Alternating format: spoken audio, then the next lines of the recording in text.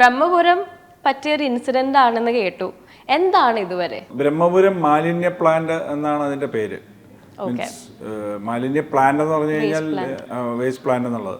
അതൊരിക്കലും ഒരു waste plant, അതൊരു ഡംപിങ് യാർഡാണ്. കാരണം മാലിന്യ പ്ലാന്റ് എന്ന് പറഞ്ഞാൽ അതിന്റെ റീസൈക്ലിംഗ് ഉൾപ്പെടെയുള്ള കാര്യങ്ങൾക്ക് വേണ്ടിയിട്ട് സ്ഥാപിച്ച ഒരു പ്ലാന്റാണ്. അതല്ല അവിടെ സംഭവിക്കുന്നത്. അപ്പോൾ അതിനെക്കുറിച്ച് ഉള്ള ഒരു സ്റ്റഡിയും എന്തുകൊണ്ട് അത് അവിടെ സംഭവിച്ചു, അതെന്താണ് ഇപ്പോഴും തുടരുന്നതെന്നുള്ള ഒരു പഠനത്തിൻ്റെ ഭാഗമായിട്ട് വന്നിട്ടുള്ള ഒരു സിനിമയാണ് ഇതുവരെ. ബ്രഹ്മപുരത്തിന്റെ ആ ഒരു വലിയ ട്രാജഡി സംഭവിച്ചതിന് മുന്നേ ആണ് ഈ കഥ ശരിക്കും സാറ് ഡയറക്റ്റ് ചെയ്ത് അല്ലെങ്കിൽ അതിനെപ്പറ്റി ആലോചിച്ചതെന്ന്. പക്ഷേ സിനിമ ഷൂട്ടിങ് കഴിഞ്ഞപ്പോഴേക്കും അതൊരു ട്രാജഡി ആയി മാറി. അപ്പോൾ ഇതിൽ എങ്ങാനും ഈ പറഞ്ഞ പോലെ വല്ല തീയൊക്കെ കൊണ്ടിട്ടത് സാറാണോ? ഞാൻ അങ്ങനെ ഒരു തമാശ പോലെ കേട്ടായിരുന്നു. അല്ലല്ല, ഇത് എന്നാന്ന് വെച്ചാൽ 2006-2007 കാലഘട്ടത്തിലാണ് അവിടുത്തെ ഈ ഒരു പ്ലാന്റ് സ്ഥാപിക്കുന്നത്. അതിനുശേഷം ചെറിയ ചെറിയ ഫയർ ഔട്ട് ബ്രേക്സ് അവിടെ ഉണ്ടായിട്ടുണ്ട്. അപ്പം ഞങ്ങളിത് ഷൂട്ട് ചെയ്യുമ്പോഴാണ് ഇത് ഏറ്റവും മേജറായിട്ടുള്ള ഈ ഒരു ഇൻസിഡന്റ് അവിടെ ഉണ്ടാകുന്നത്. അപ്പം പല സോഷ്യൽ മീഡിയയിൽ ഉൾപ്പെടെ 1-2 പേര് വിമർശിച്ച് പറഞ്ഞിട്ടുണ്ട്. കാരണം സിനിമയ്ക്ക് ശ്രദ്ധ കിട്ടാൻ വേണ്ടിയിട്ടാണ് ഇങ്ങനെ ഒരു കാര്യങ്ങൾ ചിലപ്പോൾ ചെയ്തിട്ടുണ്ടാവാമെന്നുള്ള ഉൾപ്പെടെയുള്ള കാര്യങ്ങൾ സംസാരമൊക്കെ പറഞ്ഞിട്ടുണ്ട്. പക്ഷെ ഇത് പല ഘട്ടങ്ങളിൽ ഒരു വാർണിംഗ് നമ്മുടെ മുമ്പിൽ വന്നിട്ടുള്ളതാണ്. ഇങ്ങനെ സംഭവിക്കാം, അല്ലെങ്കിൽ ഇതിനും അപ്പുറത്തേക്കുള്ള ഒരു ദുരന്തം സംഭവിക്കാം. പക്ഷെ നമ്മളാരും അത് മൈൻഡ് ചെയ്തില്ല എന്നുള്ളതാണ് അതിനകത്ത് വസ്തുത. ഏറ്റവും അവസാനം 2023 ഈ ഔട്ട് ബ്രേക്ക് ഉണ്ടാകുന്നത് വരെ ഇതിനൊരു വ്യാപ്തി ആരും മനസ്സിലാക്കിയില്ല. ഇപ്പോഴും അതവിടെ അവശേഷിക്കുന്നു എന്നുള്ളത് ഒരു ടിക്കിംഗ് ടൈം ബോംബ്. ഇതിനപ്പുറത്തേക്ക് ഇനി നമ്മൾ കാത്തിരിക്കുകയാണോ എന്നുള്ള ഒരു ആശങ്ക പോലും എനിക്കുണ്ട്. കാരണം ഇനി എന്താണ് നമ്മൾ പഠിക്കുന്നത്? ഇത്രയും വലിയൊരു വാർണിങ്ങും കാര്യങ്ങളും എല്ലാം വന്നിട്ട്, പ്രകൃതിയിൽ നിന്ന് വന്നിട്ട് നമ്മളിതൊന്നും ഹീഡ് ചെയ്യാതെ ഇങ്ങനെ മുമ്പോട്ട് പൊയ്ക്കൊണ്ടിരിക്കുക ധൈര്യപൂർവ്വം. എന്താണ് ഇനി ഇതിനപ്പുറത്തേക്ക് വരുന്നതെന്നുള്ളത് നമുക്ക് അറിയത്തില്ല. സാർ എങ്ങനെ ഇത് പ്രെഡിക്റ്റ് ചെയ്തു ഈ ഒരു ട്രാജഡി അല്ലെങ്കിൽ ഇങ്ങനത്തെ? അതിന്റെ സൂചനകൾ അവിടുന്ന് തന്നെ വന്നിട്ടുണ്ട്. 2012 ഒരു 6-7 ഡേയ്സ് നീണ്ടു നിന്ന ഒരു ഫയർ ഔട്ട് ബ്രേക്ക് 2012 വന്നിട്ടുണ്ട്. അപ്പം അതങ്ങനെ തുടർന്നുകൊണ്ടിരിക്കുന്നു. ഇത് ഒരു റീസൈക്ലിംഗ് അല്ലെങ്കിൽ വേസ്റ്റ് മാനേജ്മെന്റിന് വേണ്ടി തുടങ്ങിയ ഒരു സ്ഥലത്ത് അതല്ല സംഭവിക്കുന്നതെന്ന് പറയുമ്പോഴത്തേനും ഇപ്പം 2023 വന്ന് നിൽക്കുന്നത് ഇതിലും വലിയൊരു, ആ ഏരിയയിൽ താമസിക്കുന്ന എല്ലാവർക്കും അറിയാവുന്ന ഒരു കാര്യം. കാരണം ഇതിൻ്റെ ഒരു ഫൗൾ സ്മെല്ല് അല്ലെങ്കിൽ ഈ ഫയർ ഔട്ട് ബ്രേക്ക് കൊണ്ടുണ്ടാകുന്ന ഇഷ്യൂസ്, ഇതെല്ലാം സമൂഹത്തിന് വലിയൊരു വിപത്താണ്. ഇതിനേക്കാളെല്ലാം ഇതുവരെ കൈകാര്യം ചെയ്യുന്ന ഈ പ്രമേയം ഇനി കൂടുതൽ ഇതുകൊണ്ടുണ്ടാകുന്ന ഭവിഷ്യത്ത് എന്ന് പറഞ്ഞാൽ 2 വാട്ടർ ബോഡീസ് അതിഭീകരമായി പൊല്യൂട്ടഡ് ആയിട്ടുണ്ട്.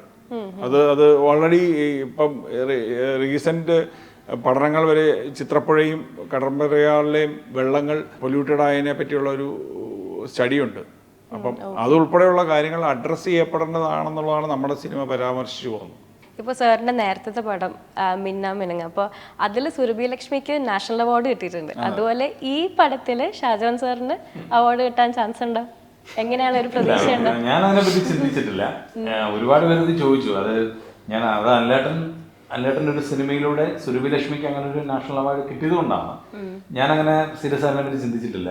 ഞാൻ ഒരു 25-26 വർഷത്തോളമായിട്ട് എനിക്ക് അല്ലേട്ടനെ അറിയാം, മനസ്സിലായില്ല. അപ്പം ഞാനൊരു ചാനലിന് വേണ്ടിയിട്ട് ഒരു കോമഡി ഷോ ചെയ്തപ്പം അത് ഡയറക്റ്റ് ചെയ്തും പ്രൊഡ്യൂസ് ചെയ്തൊക്കെ അല്ലേട്ടനാണ്. അപ്പം അന്ന് മുതൽ എനിക്ക് അല്ലേട്ടനെ അറിയാം. അതിനുശേഷം അല്ലേട്ടൻ സിനിമയിൽ വന്നു, അദ്ദേഹം പ്രൊഡ്യൂസ് ചെയ്തു, ഡയറക്റ്റ് ചെയ്തു, സിനിമ എഴുതി, ഞാനും സിനിമയിൽ വന്നു. അപ്പോൾ ആദ്യമായിട്ടാണ് അല്ലേട്ടൻ എന്നോട് ഷാജോൺ ഒരു കഥ പറയാനുണ്ടെന്ന് പറഞ്ഞപ്പോൾ തന്നെ എനിക്കറിയാം ഒരു ക്വാളിറ്റി ഉള്ളൊരു സിനിമയായിരിക്കും എന്ന് എനിക്കറിയാം. കേട്ട് കഴിഞ്ഞപ്പോൾ തന്നെ നമ്മൾ നോക്കുന്നത് നമുക്ക് പെർഫോം ചെയ്യാൻ എന്താണ് ഉള്ളതെന്നുള്ളതല്ല, നമ്മൾ അങ്ങനത്തെ ഒരു ക്യാരക്ടറിന് വേണ്ടി നമ്മൾ വെയിറ്റ് ചെയ്തിരിക്കുകയാണ്. നമ്മൾ ചെയ്യാത്ത രീതിയിലുള്ളൊരു കഥാപാത്രം അങ്ങനെ വരിക എന്ന് പറയുന്നത് വലിയ ഭാഗ്യമാണ്. അപ്പോഴേ നമ്മൾ കമ്മിറ്റ് ചെയ്തു എന്നുള്ളതാണ്. പിന്നെ അതിനുശേഷമാണ് അല്ലേട്ടൻ വീണ്ടും ഡയറക്റ്റ് ചെയ്യാൻ പോകുമെന്ന് പറയുമ്പോൾ, പിന്നെ മിന്നാമിനിങ്ങിന് ശേഷം എന്നൊക്കെ പറയുമ്പോൾ ഒരുപാട് പേര് വിളിച്ച് ചോദിച്ചു അവാർഡ് അടിക്കാനുള്ള പരിപാടി നമ്മൾ മനസ്സിലാക്കുന്നൊന്നുമില്ല. കിട്ടിയാൽ മേടിക്കും, അത്രേ ഉള്ളൂ. പക്ഷെ അതല്ല മെയിൻ. അതല്ലാതെ അവാർഡ് വേണ്ടാന്നുള്ളത്, അവാർഡ് ഒരു ചെറിയ കാര്യമാണെന്നൊന്നും ഞാൻ അതിനകത്ത് മീൻ ചെയ്യുന്നില്ല. നമുക്ക് അല്ലേട്ടൻ നമ്മളെ ഒരു കാര്യം വിശ്വസിച്ച് ഏൽപ്പിച്ചതിൻ്റെ ഒരു എത്രയെങ്കിലും പെർസെൻറ്റേജ്, 75% എങ്കിലും നമ്മൾ ഭംഗിയായി ചെയ്യാൻ പറ്റുക എന്നുള്ളത് മാത്രമേ നമ്മൾ നോക്കിയിട്ടുള്ളൂ. അപ്പം അല്ലേട്ടൻ ഹാപ്പിയാണെന്ന് ഞാൻ വിശ്വസിക്കുന്നു. ഞാൻ സത്യം പറഞ്ഞ ഇപ്പോഴും ഫുൾ സിനിമ കണ്ടിട്ടില്ല. പിന്നെ കണ്ട ആൾ ഔസഫച്ചൻ സാറാണ്. ഔസഫച്ചൻ സാറ് RR ചെയ്ത് കഴിഞ്ഞപ്പോൾ തന്നെ വിളിച്ച് നല്ല അഭിപ്രായം പറഞ്ഞു. അതൊക്കെ തന്നെയാണ് ഏറ്റവും വലിയ കാര്യം. പിന്നെ ജനങ്ങൾ അവരുടെ അഭിപ്രായത്തിന് വേണ്ടിയിട്ടാണ് നമ്മൾ വെയിറ്റ് ചെയ്യുന്നത്. അതിപ്പോൾ ഈ 8-ാം തീയതി നമ്മൾ തിയേറ്ററിലേക്ക് വരികയാണ്. ജനങ്ങൾ കണ്ടിട്ട് ബാക്കി അഭിപ്രായം പറയട്ടെ, അവരിലേക്ക് മാക്സിമം എത്തിക്കുക എന്നുള്ളതാണ്. ബാക്കിയെല്ലാം പിന്നെ ബോണസാണ്. കിട്ടിയില്ലെങ്കിലും അതൊക്കെ സന്തോഷമാണ്. അതിപ്പം ഞാൻ പറയുന്ന അനിലേട്ടനാണ് ഇതിനു വേണ്ടി കൂടുതൽ ഹാർഡ് വർക്ക് ചെയ്തിട്ടുള്ള ഒരാളാണ്. വർഷങ്ങളായിട്ട് ഈ ഒരു സബ്ജക്റ്റിൻ്റെ പുറകെ നടക്കുകയാണ്. അദ്ദേഹത്തിൻ്റെ മനസ്സിലുണ്ടായ ഒരു ക്യാരക്ടർ അതിനു വേണ്ടി അദ്ദേഹമാണ് ചെയ്തിട്ടുള്ളത്. അപ്പം എനിക്ക് കിട്ടുമോ അതിരിക്കുമോ എന്നുള്ളതൊന്നുമല്ല. അനിലേട്ടൻ എന്തെങ്കിലും ഒരു റെക്കഗ്നൈസേഷൻ കിട്ടണം എന്ന് വ്യക്തിപരമായിട്ട് ആഗ്രഹിക്കുന്ന ഒരാളാണ് ഞാൻ. അതിനുവേണ്ടി ഞാൻ പ്രാർത്ഥിക്കുന്നുണ്ട്. എന്തായാലും കിട്ടട്ടെ. എന്താണ് ഈ സിനിമയുടെ ക്യാരക്ടർ? എന്താണ്, എങ്ങനെയാണ്? എൻ്റെ ക്യാരക്ടർ ചന്ദ്രൻ എന്ന് പറഞ്ഞ കഥാപാത്രമാണ്. ഉടനീളം ഈ ഇതിൻ്റെ അകത്തോടെ സെറ്റിൽമെൻറ്റിലൂടെ പോകുന്ന ഒരു കഥാപാത്രമാണ്.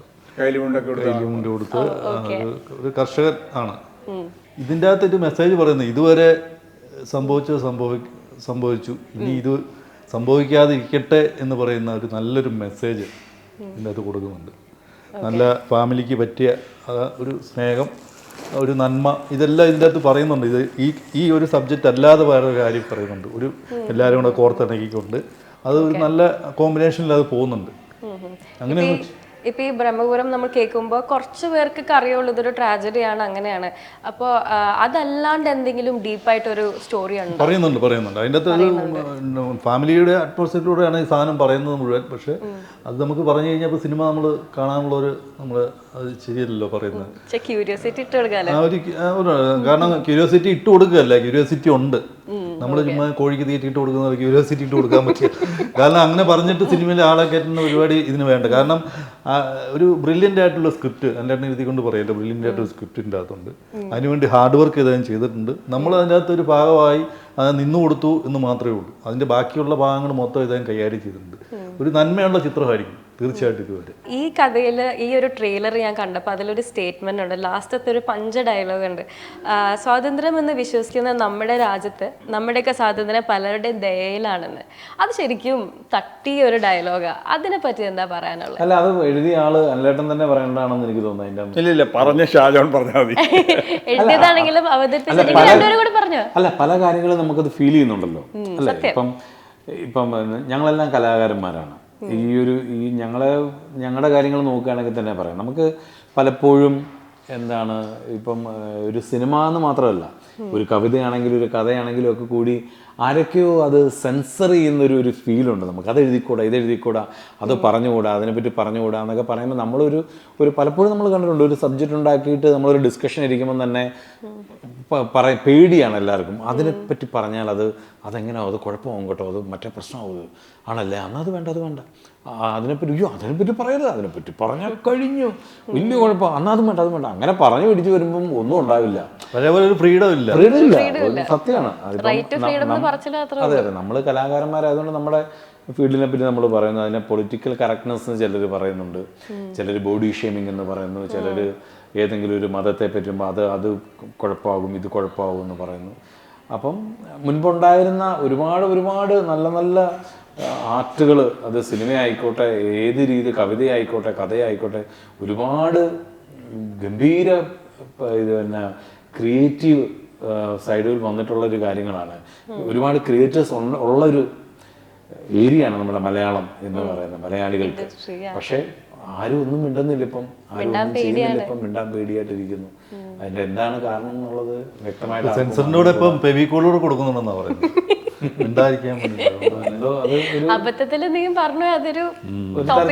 ഒരുപാട് അത് ബാധിക്കുന്നുമുണ്ട്, കലയെ ഒരുപാട് ബാധിക്കുന്നുണ്ട്.